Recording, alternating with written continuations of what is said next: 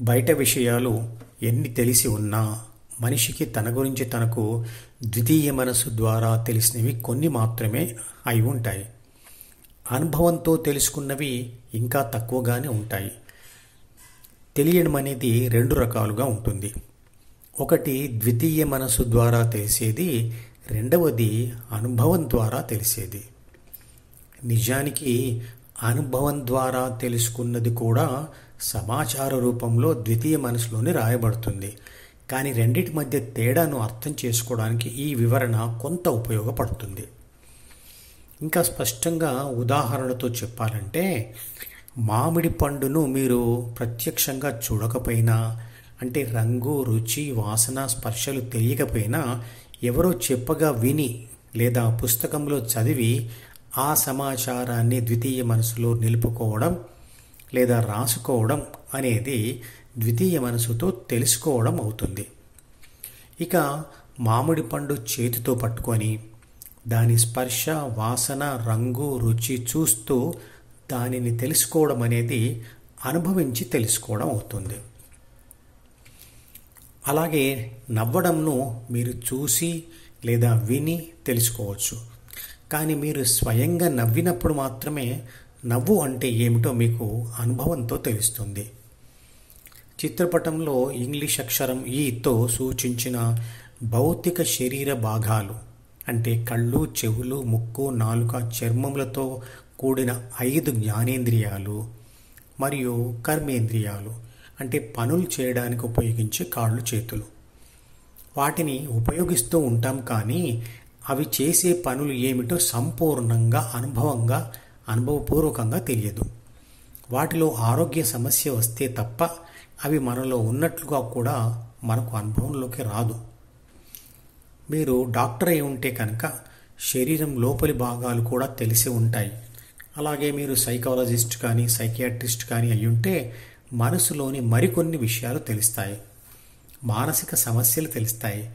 కానీ మీరు ఏ వృత్తి వారైనా మీ గురించి మీకు అనుభవపూర్వకంగా సంపూర్ణంగా తెలియదు అన్నమాట మాత్రం వాస్తవం.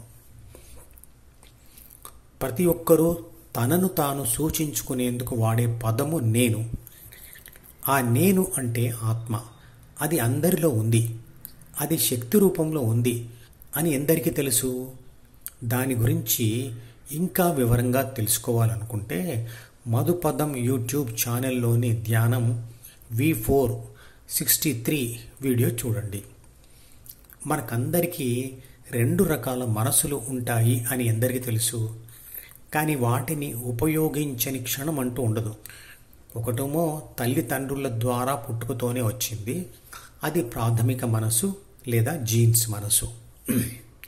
మరొకటి ఇక్కడే ఈ ప్రపంచంలోనే అనుభవాల ద్వారా ఎవరికి వారే రాసుకునే ద్వితీయ మనసు. ఈ 2 రకాల మనసులు కూడా పుస్తకాల లాంటివే. ప్రతి మనిషి అంటే నేను ఈ 2 పుస్తకాలను చదివే జ్ఞానేంద్రియాల ద్వారా మరియు కర్మేంద్రియాల ద్వారా ప్రాపంచిక వ్యవహారాలు చేస్తాడు. 5 జ్ఞానేంద్రియాలు పదార్థ భాషలో వస్తున్న ప్రపంచ సమాచారాన్ని శక్తి భాషగా మార్చి లోనికి చేరివేసే పరికరాలు. మరియు కాళ్ళు, చేతులు అంటే కర్మేంద్రియాలు తమకు వచ్చిన సూచనలతో ప్రపంచంలో పనులు చేసే పరికరాలు. మెదడులోని 8600 కోట్ల న్యూరాన్ కణాలలో ఆత్మ మరియు ప్రాథమిక మనసు ఉంటాయి. ప్రాథమిక మనసును చదివిన ఆత్మశక్తి పని చేయడానికి సిద్ధంగా ఉన్న ఒక రోబో లాంటిది లేదా కొత్త సెల్ ఫోన్ లాంటిది. అంటే అది తనంతట తానుగా పనిచేసే ఒక కంట్రోలర్ లాంటిది. అంటే ప్రతి న్యూరాన్ కణంను ఒక కంట్రోలర్గా చూడవచ్చు. అది ప్రపంచం నుంచి వచ్చే సమాచారాన్ని తీసుకుంటుంది, ఏం చేయాలో నిర్ణయిస్తుంది, ఆ నిర్ణయంతో ప్రపంచంలో పనిని చేయిస్తుంది.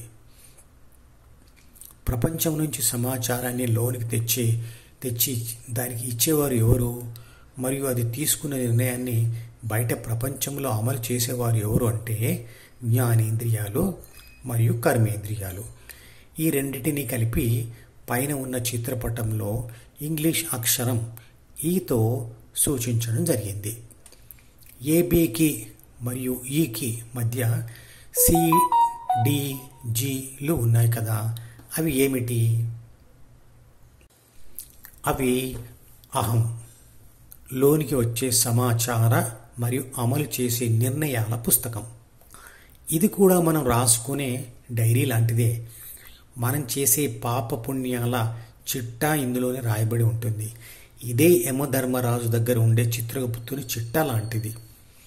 పాపం చేసి ప్రపంచం నుంచి తప్పించుకున్న ఈ చిత్రగుప్తుని చిట్టా మనస్సాక్షి రూపంలో అప్పుడప్పుడు గుర్తు చేస్తూనే ఉంటుంది, బాధ పెడుతూనే ఉంటుంది, మానసిక రోగాలు తెస్తుంది. అహం కూడా ఈ డి అంటే డెవిల్ మీదే ఆధారపడి పెరుగుతుంది లేదా తరుగుతుంది. భగవద్గీతలో చెప్పిన ధ్యాన పద్ధతి ద్వారా ఈ డీని వదిలించుకోవడమే స్థితప్రజ్ఞ లేదా మోక్షం.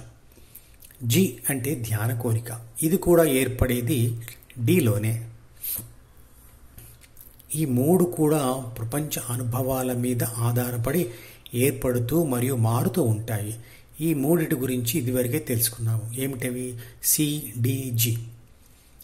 ప్రాథమిక మనసులో 3 బాధ్యతలు మరియు 6 గుణాలతో కూడిన జీన్స్ ఉంటాయి. సిడిజిలు అంటే ద్వితీయ మనసు అన్ని న్యూరాన్ల మధ్య ఉన్న ఖాళీ స్థలంలో అన్ని న్యూరాన్లను కలిపి ఉంచే వంతెనలలో ఏర్పడుతుంటాయి. అవి జ్ఞాపకాల గదులు. వాటిని ఆంగ్లంలో సైనాప్స్లు అంటారు.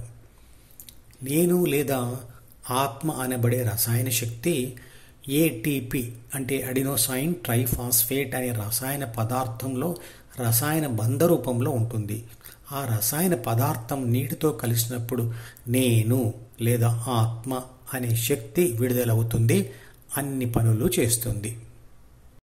ఈ మధుపదం యూట్యూబ్ ఛానల్ వీడియోని సబ్స్క్రైబ్ చేసి గంట గుర్తును నొక్కి ఆల్ని సెలెక్ట్ చేసి ప్రతిరోజు యూట్యూబ్ ఓపెన్ చేసి అడుగున ఉన్న సబ్స్క్రిప్షన్ బటన్ నొక్కితే అన్ని లేటెస్ట్ వీడియోలు చూడవచ్చు.